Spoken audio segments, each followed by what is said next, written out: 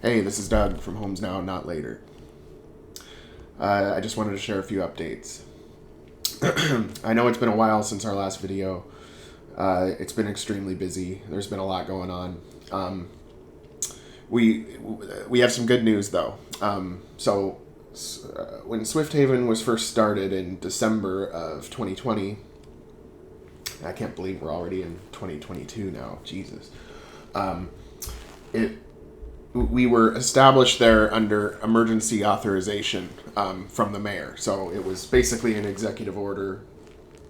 Sorry, I want to turn off my phone here.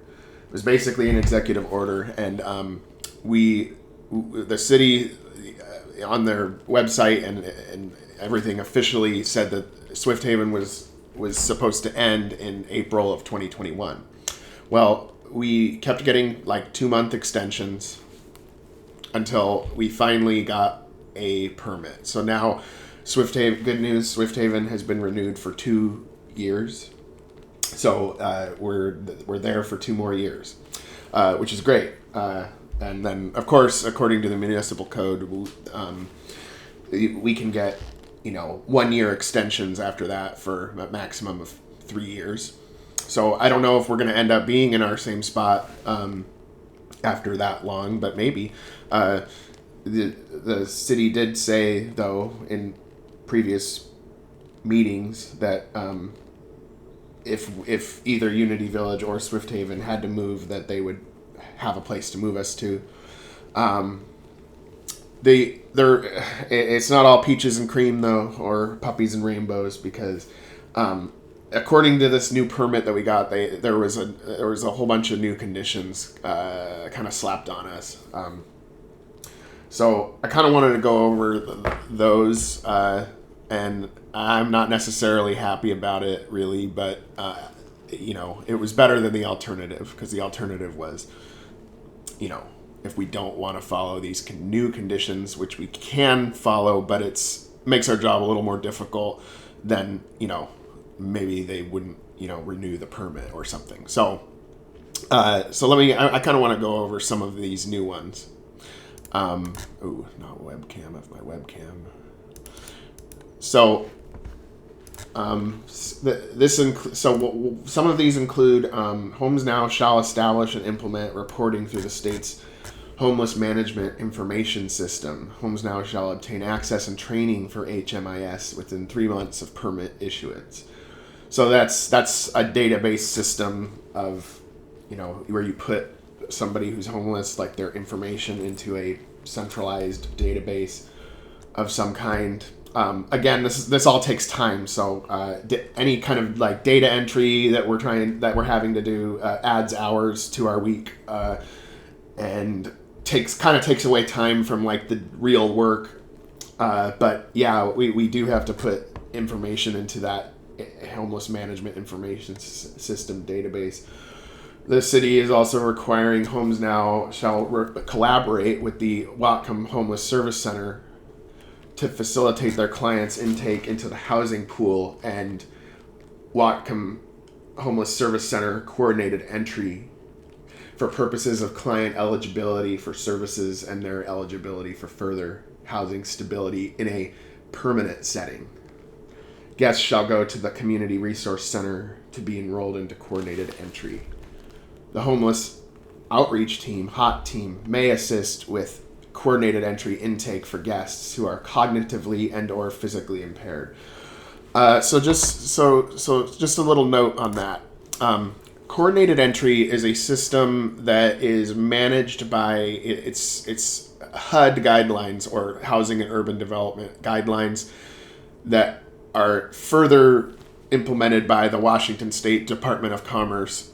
And the way that this works is, and I'm not a supporter of coordinated entry. It's just like a requirement, state, it's like a government requirement, but I'm not in support of it. I don't think it's very good. But again, a lot of agencies are part of coordinated entry, and what that means is that it is a system in which somebody would sign up in one place. Like, let's say you're homeless. You sign up in one place, and that would be the Whatcom Homeless Service Center in this case. And then from there, they determine based on, how you fill out the form or whatever, but which programs you would be a good fit for and put you into those programs. Whether that's housing in an apartment, whether that's at an emergency shelter or whatever. But the way that these guidelines work is that there's basically one agency that's kind of like put in there as a caretaker for any particular town or county or whatever. In our case, in Whatcom County, it would be the Opportunity Council. In another state, it might be United Way or whatever, right? So in the past, the city has kind of indicated, like, we keep pushing back on it really hard because we've said this would be a hard line, is we do not want to join coordinated entry as HomesNOW, because HomesNOW, the way that our system works is it's a democratic model, so the villagers, residents, make decisions democratically. That includes people who come into the village and people who are asked to leave. But coordinated entry would, if we were to join coordinated entry, that would mean that we would lose our ability to decide who gets into our villages and who doesn't.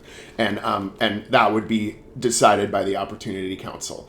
And we are not willing to do that. The city has previously tried. They kind of said, we're going to require you to join this. And we are like, no, we're not joining that. So anyway, back to so not having the ability to have control over our own application and enrollment process is a kind of a hard line for us. We found, there's other programs in town that use coordinated entry, like Garden View Village, for example, is in that. But we found that with our direct system of somebody applies on our website, we can get in touch with them and call them immediately. People can get served faster. Then it's a very complicated system. I will post the link to the coordinated entry guidelines in the description of this video, so you can read for yourself. It's a very complicated labyrinthine system for how that's supposedly supposed to help people into housing faster. But anyway, back to this. So now that you know kind of what coordinated entry is, we got conditions put on us that kind of make us go halfway there, and so let me describe that. HomesNOW shall obtain signed Whatcom Housing Group Universal Coordinated Entry Release information from Swift Haven Guests to authorization of Whatcom Homeless Service Center within 1 month of permit issuance. So that means that basically means we have to have our residents sign a release of information to the Opportunity Council for the purposes of coordinated entry and the housing pool. So we've gotten those turned in already, or most of them turned in. Some residents did not feel comfortable with releasing their healthcare information and very detailed information to the Opportunity Council. So we were able to work out like where they could specify certain information, such as like their name and date of birth or whatever, rather than like the whole meal deal. Again, I feel like this is a different lane. Like HomesNOW is providing a stepping stone, we're providing shelter and stuff, but we're now kind of being shouldered with, well, you need to find housing for everybody outside of the shelter that you provide somewhere else. And it's like, okay, well, we can sign them up with the Opportunity Council, but the way I see it, that's between the resident and the Opportunity Council, and we don't have anything to do with it. But our permit from the city says so. And so, basically, in my meetings with the Opportunity Council too, they expressed that it was the choice of the resident or the person themselves whether they want to be in the housing pool or not. But in our permit, it kind of doesn't allow for that. So let me kind of explain. Existing Swift Haven guests who are not already enrolled in coordinated entry shall become enrolled within 3 months of issuance. Or a written statement to the city explaining why enrollment within 3 months is not possible. HomesNOW shall consult with the Whatcom Homeless Service Center representatives on strategies to overcome barriers to CE enrollment. HomesNOW may petition the city for an exemption for a particular guest. An exemption request shall include a narrative chronology of events as well as a letter of recommendation from the Whatcom Homeless Service Center. The city may accept, modify, or reject the petition for exemption as its sole discretion. The city may solicit further consultation with the Whatcom Homeless Service Center. So this is kind of what I would say it gets into a little bit of a touchy subject, because I have asked the city, okay, so let's say that a resident does not want to sign up with the coordinated entry or the housing pool. Let's say they don't want to do that. Now, Opportunity Council says, yep, that's their choice, but the city's permit holds us to actually not giving them a choice. So, like, if they don't want to join it, we have to tell them, hey, sorry, you have to. So I've asked the cities, okay, so let's say they don't do it. Do we have to evict them? And I have not gotten an answer to that question. The answer has been like, well, we don't want to think of it like that, or something to that effect. So I hope I can get some clarification from them about that, because I would not want to be kicking people out because they don't want to sign up for the housing pool with those terms, which are different as well in their housing situation. And sometimes, like, the permanent, what's permanent anyway? I mean, like, even if you have enough money to buy a place or rent a place, like, you're not really there permanently. But what I'm saying is that there's aspects to living at a tiny home village that are, sometimes more helpful than that housing. So, like, let's say you're on disability, you have $700 a month coming in, which isn't much, and you get that apartment. Well, automatically, 30% is going to be taken out for your rent. You don't have a community. You have to pay all your own utilities, all your own food and everything. And pretty soon that $700 runs out in about a week. Whereas at a tiny home village, you have other people there to help and support you. You have community, or you have people from the community coming in with donations every day. Of all kinds of stuff. The utilities are very manageable cost-wise, to where if residents donate 10% of their income a month, that pretty much covers all the costs.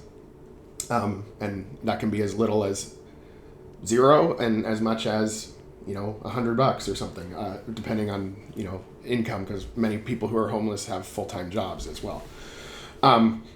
So I just want to kind of push back on that a little bit, and we're going to do our best to follow these, but even Opportunity Council seem kind of like not thrilled with the fact that they are being required to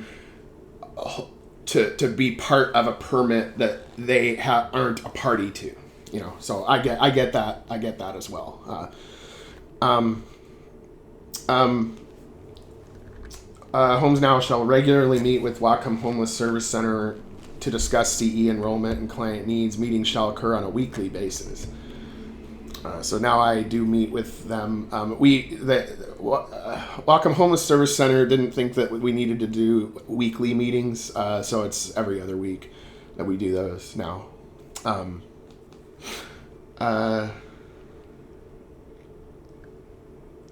And HomesNOW shall obtain from Whatcom Homeless Service Center and forward to the city quarterly reports cross-referencing HMIS and coordinated entry enrollment data for Swift Haven.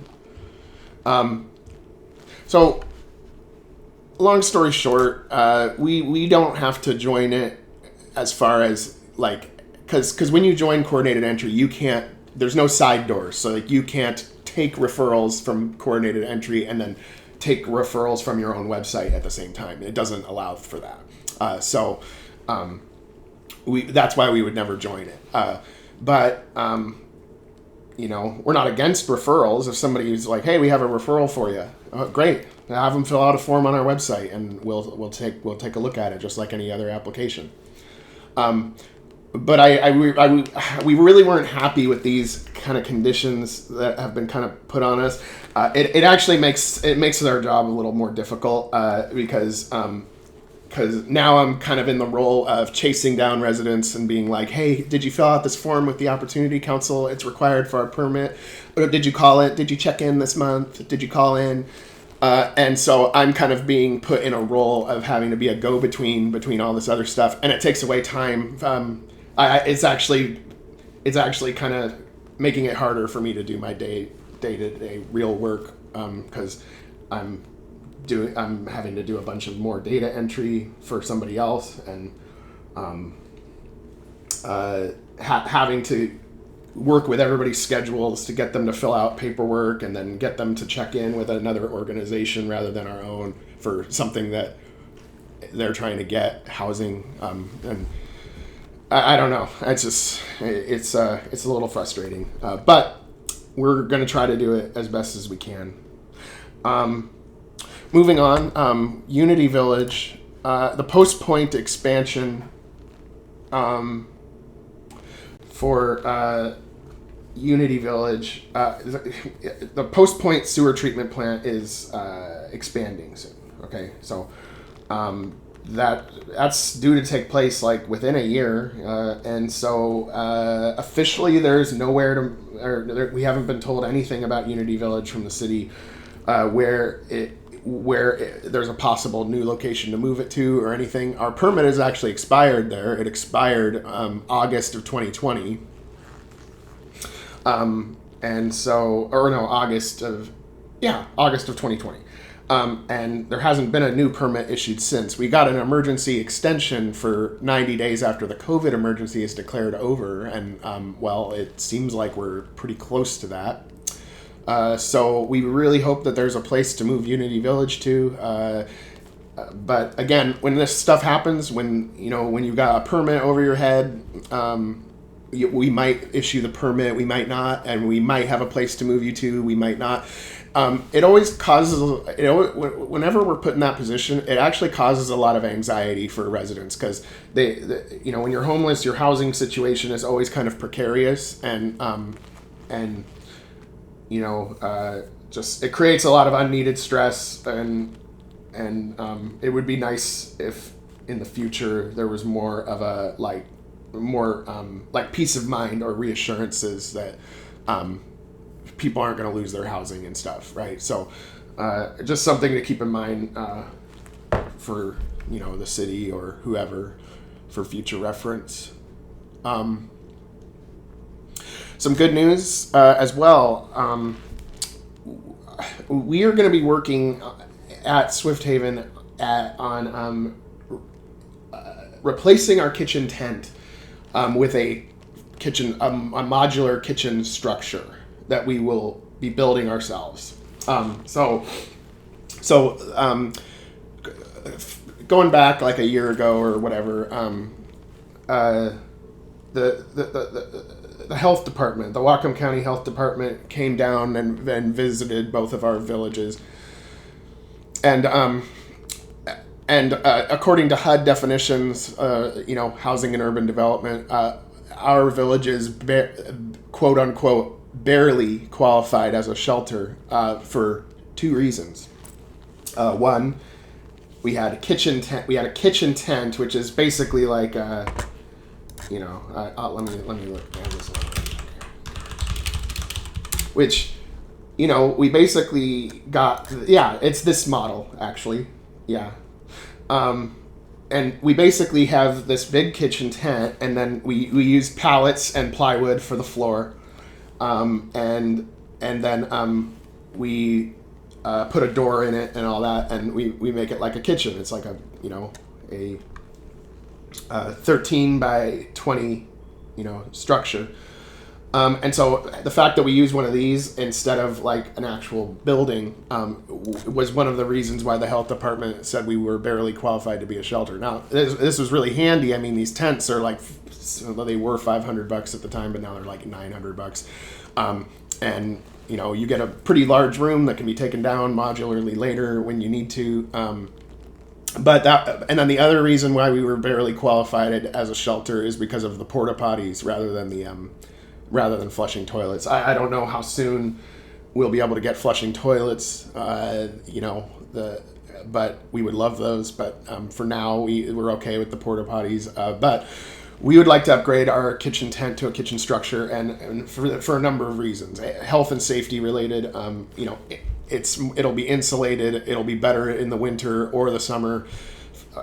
It'll be better for pest control because when you have a tent, it's easier for like rats to get in there and stuff like that. And we have pest control services to help with that. But again, just upgrading to an actual structure and a nice project we build ourselves is really what we need right now. And luckily, in regards to the health department, they offered to help. If we send them, the receipts for the building materials that we buy, up to $5,000, they're going to help us build this structure. So we are going to do a fundraiser, but of course $5,000 is not enough to pay for the whole structure. So we're going to need your help as well. As the donors, and so we're gonna do a fundraiser soon. The Whatcom County Health Department will match your donation dollar for dollar up to $5,000, and this will allow us to upgrade the health and safety of our kitchen at Swift Haven. And eventually, when Unity Village moves to another location, we want to do the same thing for Unity Village too. And so this will get us This will just get us to upgrade the standard of living. HomesNOW is all about progress and increasing the standard of living for all of our residents, and we're always doing it on a shoestring budget. More resources to us means faster results, and so that is what we are going to be doing, and we will update you soon on that. We are also going to be doing interviews soon. So you're going to start to see some videos uploaded on our Facebook page soon of residents interviews from both villages, and we feel like it's the residents want to do this. We feel like it's important because you don't usually hear from people who are living in a program what that program is like, what it's doing for them, and what their goals are for the future, and what they think about the issue. What do they think about the system, and how people are being helped or not, and it's empowering to be able to see somebody face to face and see that they're a functional person and able to, that they have something to say that is valid and useful. And yeah, especially, because the way I see it, if you're homeless, you're an expert on homelessness. A lot more than people that have always had a cushy existence like myself. So it's there needs to be more people who are in the position at the table, at meetings, at everything. And so the interviews are a part of that, and so we'll be releasing those soon. We are also going to do a garage sale.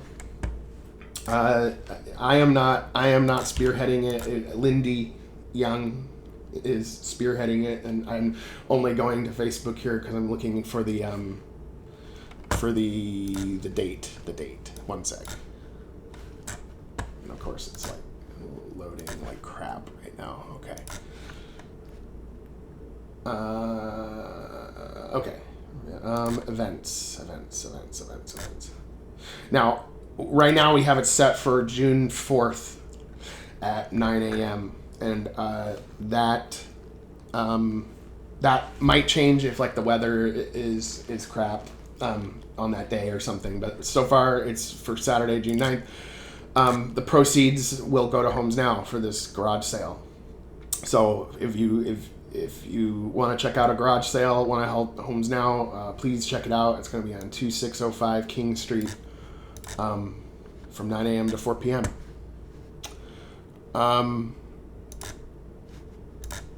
Lastly, I just wanted to thank the residents of both villages, Swift Haven and Unity Village. They are doing an amazing job at running the place. HomesNOW is managed by the residents themselves, people who are homeless and people who are helping other people who are homeless as someone who's homeless. And so if they were not doing a good job, we have our ups and downs, we're not perfect either, but if they were not doing as good of a job as what they're doing, there would not be either village. Either village would have shut down if the residents were doing a bad job. So they are doing an amazing job, and that things continue to improve all the time, and I'm proud of them. Like they know what they're doing, and and we are excited about the future. So our future goals right now are to save up enough money to get our own land, and then set up a third village, or if the city or the county has another spot for us, we're willing to set up another spot. And the nice thing about having two villages too, this has been like a really good aspect, because both villages are, because again we have our democratic model, so the residents themselves do things their own way, right, at both villages. And they're a little different. And the good thing about that is that we've been able to increase flexibility on who we can help. So there's people that do really well at Unity Village and they wouldn't do very well at Swift Haven, and then you have people that do really well at Swift Haven and they wouldn't really do well at Unity Village. It's like a little bit of a different crowd. We still all work together, but and if we had a third village, it would have an even third vibe. So we'd be able to increase our flexibility even more. And so it's been great. We're excited about the future, and that's what we're trying to do. We can scale up more quickly because we don't have any paid staff, and as long as residents are competent enough to manage their own housing situation, which they are, then we can scale up quickly. Like we could open another one in 2 weeks if we wanted, because of that model. So anyway, I just wanted to keep you guys updated, and sorry I haven't said anything in a while. It's just been crazy busy. There was so much paperwork with this permit thing and all that. But you'll be seeing more of us soon, and we're still here. And thank you to everyone who's supported HomesNOW over the years, and the local neighborhoods that support both villages. We love you guys. And anyway, take it easy. Good luck.